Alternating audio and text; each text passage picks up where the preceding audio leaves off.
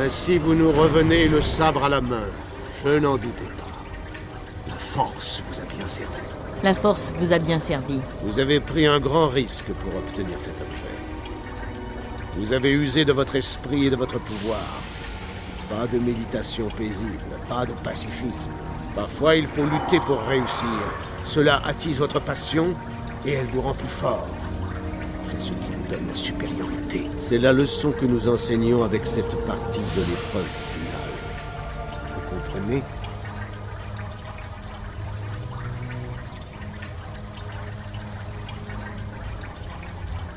Quand un Jedi agit, il utilise ses dons, c'est vrai. Mais les Jedi vous enseignent que vos passions sont contre-productives. La puissance ne se trouve que dans la paix. Avez-vous ressenti un moment d'excitation dans la tombe ? Vos passions ne se sont-elles pas libérées et ne vous ont-elles pas rendu plus fort et plus vivant ? Quel intérêt servirions-nous en nous privant de cela ? Je dirais seulement l'intérêt des Jedi. Par là, ils vous contrôleraient et réduiraient vos pouvoirs.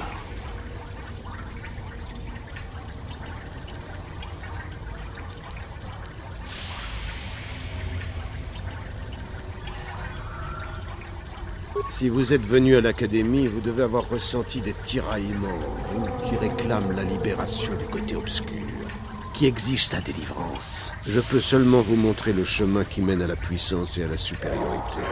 Vous l'avez suivi jusqu'à présent. Vous devez décider si vous êtes capable de continuer.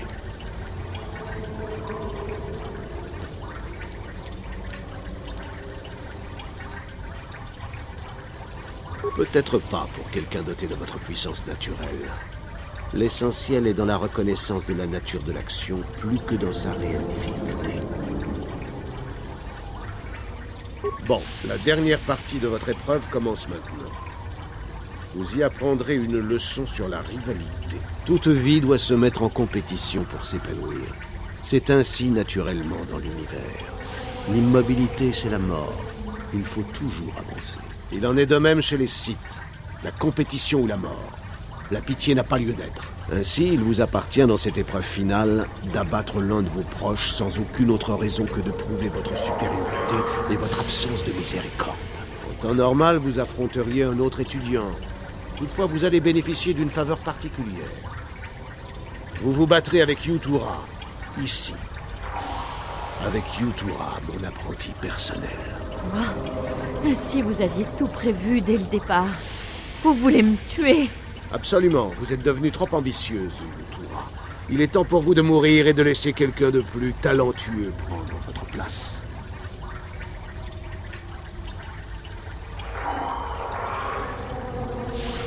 Oh, est-ce la vérité? Vous voulez épauler Yutura dans ses machinations imbéciles?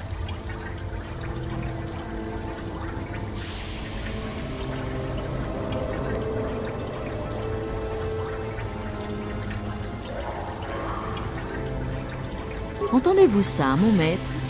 Il semble qu'un nouveau leader se dresse pour vous remplacer. Alors l'heure est venue, n'est-ce pas? Vous deux souhaitez vous opposer à un maître Sith et périr. C'est cela? Qu'il en soit ainsi.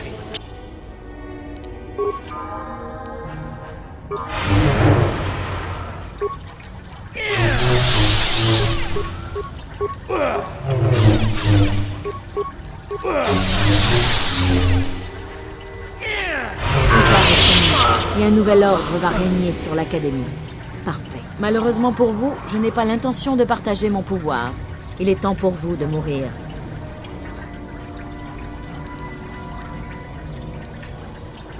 Comme si j'étais susceptible de croire ça. Défendez-vous si vous l'osez.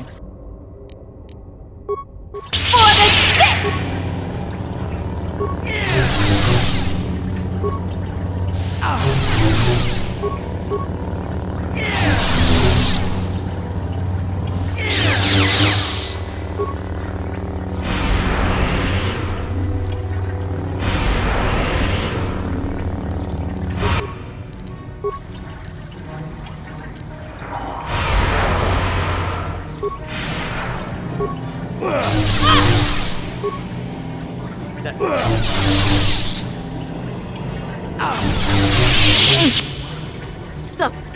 Je me rends. Vous êtes trop fort pour moi. Rassemblez votre haine et frappez-moi si tel est votre désir.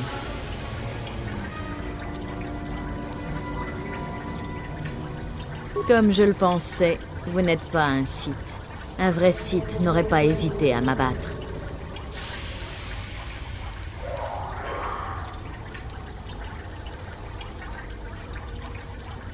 Alors, j'espère que vous avez trouvé ce que vous étiez venu chercher à l'Académie. J'avais raison dès le début, dans la cantina, n'est-ce pas? Il y a quelque chose de différent en vous, plus encore que je ne l'imaginais. Votre voie vous mène ailleurs, vers un destin que je ne peux que deviner. Quoi qu'il en soit, il ne s'agit pas pour vous de rejoindre les Sith. Pas encore, du moins. Partez dans ce cas. Partez, je ne vous arrêterai pas.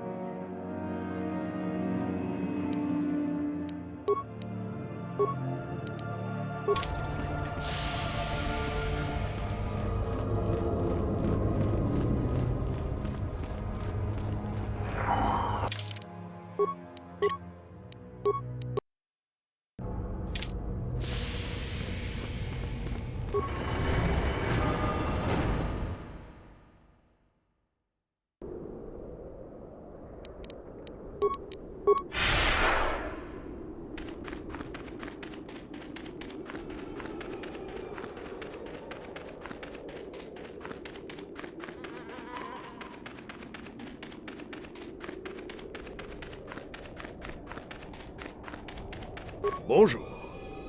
Il me semble que c'est la première fois que je vous vois à l'Académie. Vous vous intéressez aux ruines? Très bien, mais prenez garde en vous enfonçant dans ces tombeaux.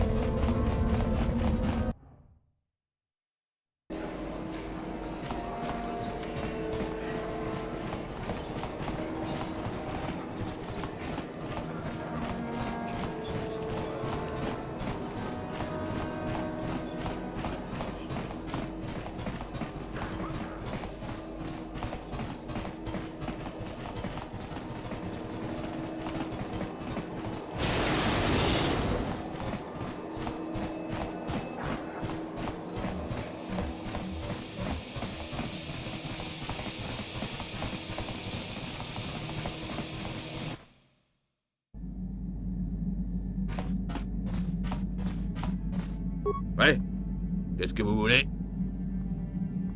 Toutes mes histoires ne sont pas aussi étranges que celles que je viens de vous raconter. Je peux d'ailleurs vous parler de moi et de ce que j'ai fait. Lors d'un combat au-dessus du monde d'Altyr, mon unité a réussi à battre des Altyri 10 fois plus nombreux que nous. Cette fois-là, je me suis retrouvé commandant d'une subdivision de mon clan. Pendant 5 jours, ils avaient réussi à nous tenir à distance. Impossible pour nous de les attaquer directement. Je devais donner l'assaut sur l'un de leurs flancs en simulant une attaque.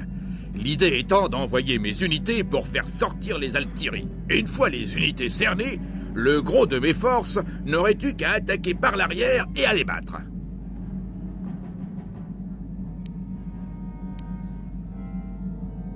Ils n'étaient pas stupides, car il faut être intelligent pour construire des vaisseaux et des armes de destruction massive. Mais ils ne maîtrisaient pas aussi bien l'art de la guerre que les Mandalores. Les choses ne se sont pas passées comme je l'avais prévu. J'ai vu une ouverture, leur force était mal dispersée, alors j'en ai profité. Leur flotte s'est scindée en deux en essayant de parer nos attaques. Tout le milieu de leur flotte était à découvert. J'ai donc décidé d'attaquer le centre de leur flotte pour les décimer. Leur vaisseau, qui était lent, n'a pas pu réagir à temps. Les vaisseaux de commandement ont été détruits en quelques secondes et leurs rangs ont été décimés. Le plus amusant pour nous a été de voir les vaisseaux survivants se disperser et fuir. Plusieurs ont même essayé de plonger dans les anneaux pour nous échapper. Ils ont été broyés par les anneaux, se sont écrasés sur les rochers ou ont été détruits par nos forces lancées à leur poursuite. Les guerriers ne fuient pas un combat qu'ils sont en train de perdre.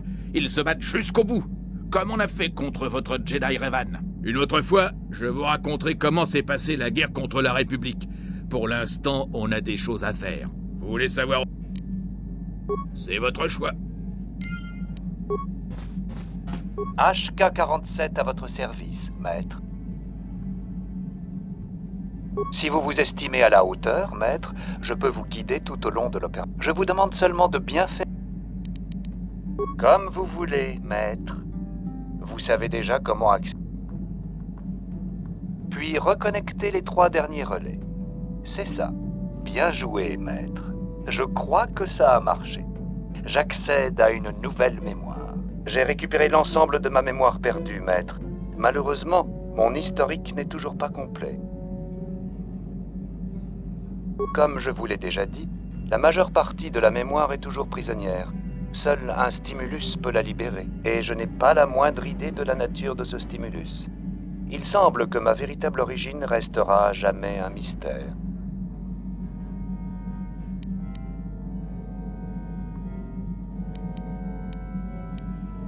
Ne le seriez-vous pas, maître?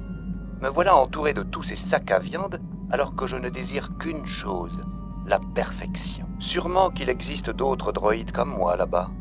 Ou alors, cet espoir-là ne m'est même pas permis? Allez-y, riez, moquez-vous de votre petit droïde.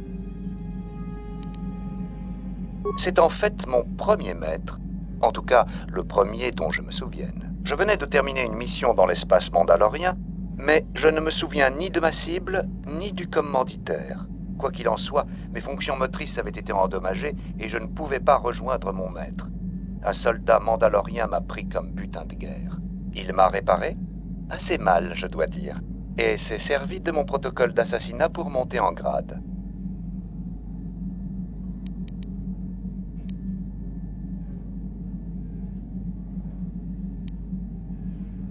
N'oubliez pas que vous aussi m'avez trouvé. Peut-être est-ce une chance pour vous que mon protocole d'assassinat ne fonctionne plus. Pour en revenir à nos moutons, mon maître mandalorien m'a un jour envoyé contre Mandalore lui-même. Le fiasco complet. Ce Mandalore a réussi à me capturer. Il a ensuite inversé ma programmation et m'a désigné mon propre maître comme cible. Imaginez mon trouble. Que pouvais-je faire? J'ai naturellement réglé son affaire au soldat avec le savoir-faire qui me caractérise. Une fois désactivé, je crois bien que j'ai été vendu au hut de Slayeron suite à une quelconque transaction illégale. Ah, c'est mon pire souvenir.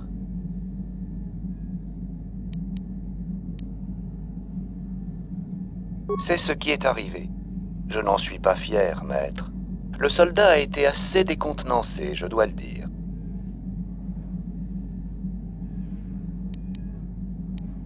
Je suis maintenant en mesure d'activer quelques implants mandaloriens. Ils amélioreront mes performances. Je ne peux pas aller plus loin dans mes souvenirs, maître. Avec un peu de chance, nous découvrirons le stimulus qui libérera ma mémoire centrale.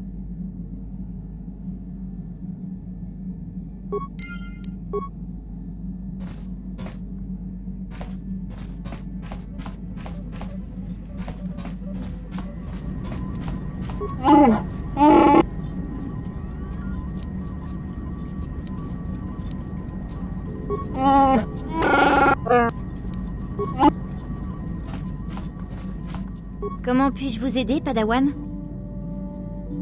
De quoi voulez-vous me parler? Bon. Je n'ai pas beaucoup parlé du Jedi que j'ai rencontré à mon retour. Ils étaient tous si motivants.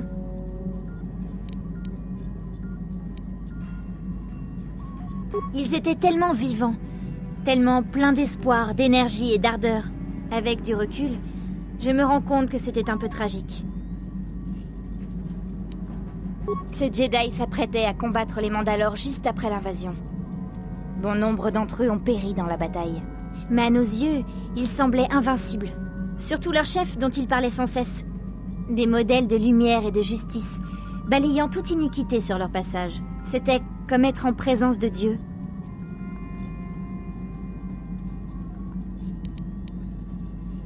J'imagine que c'était de l'humour.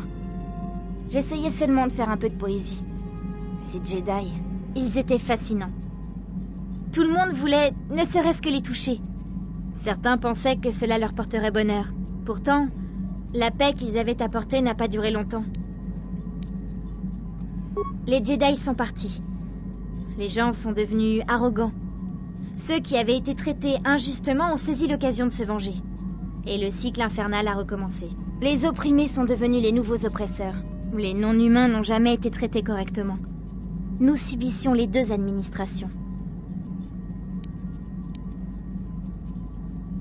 Oui, mais les semblent être les plus perspicaces, les plus logiques. Ils nous faisaient porter le poids de leur frustration et de leur haine, parce que les gens qu'ils poursuivaient s'étaient déjà enfuis, ou étaient trop bien protégés. Mais personne ne se préoccupe des injustices dont nous avons été victimes. Non, personne! Je suis désolée, je n'aurais pas dû m'emporter.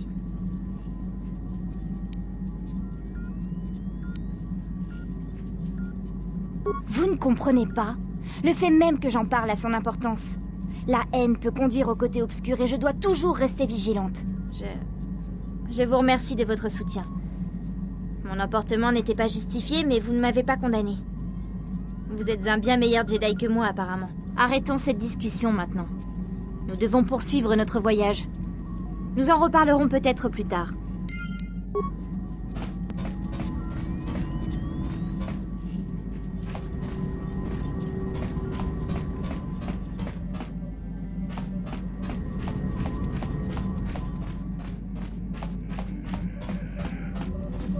Je sens que le terme de notre quête approche. Nous découvrirons bientôt la position de la forge stellaire. Ce qui adviendra par la suite reste incertain. Je t'ai observé. J'ai constaté que tu avais su résister à la tentation et que tu étais resté du côté clair. C'est remarquable. Je ne jouerai qu'un petit rôle dans ton avenir. Je ne peux que te transmettre les conseils donnés par mon propre maître. Car au final, ce sont tes propres actions qui décideront de ton destin. Voilà pourquoi le côté obscur est si insidieux. Si tu n'es pas prudent, quand tu te rendras compte de chaque pas que tu feras dans sa direction, il sera trop tard. Il est si facile de se dire qu'on ne se laissera jamais prendre par une telle horreur, que l'on se maîtrise totalement, que l'on est vigilant et prévoyant.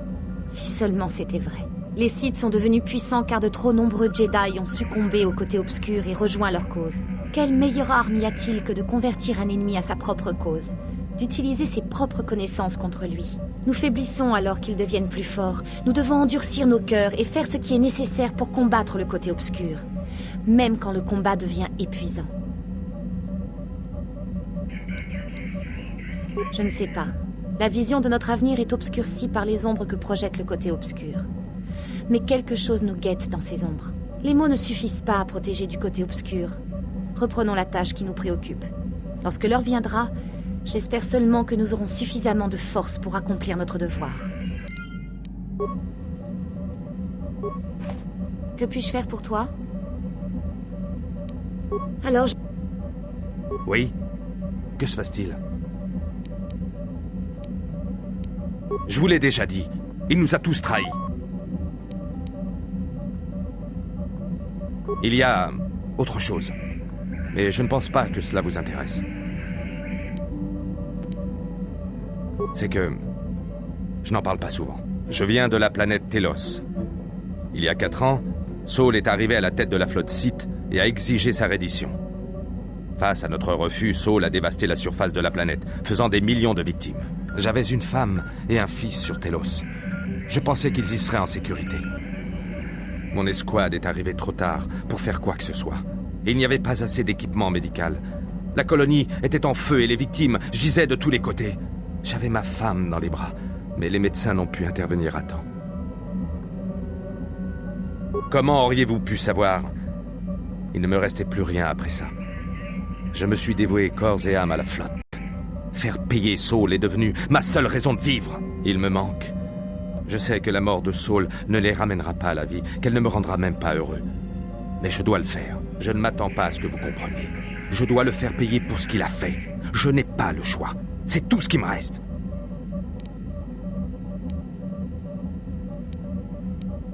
Elle était courageuse et obstinée. Je n'ai jamais réussi à la faire changer d'avis une fois qu'elle s'était mis quelque chose en tête. Elle m'en a toujours voulu d'avoir réintégré la flotte quand la guerre a commencé. Mais j'envisageais d'arrêter, d'aller la rejoindre. Il s'appelait Dustil. Je ne sais pas ce qui lui est arrivé. La colonie était en ruine et je n'ai pas retrouvé la moindre trace de lui. J'ai fait des demandes et j'ai consulté les rapports en provenance de Telos pendant des années. Puis j'ai laissé tomber. Voilà. J'espère que cela répond à vos questions. Reprenons ce que nous étions en train de faire.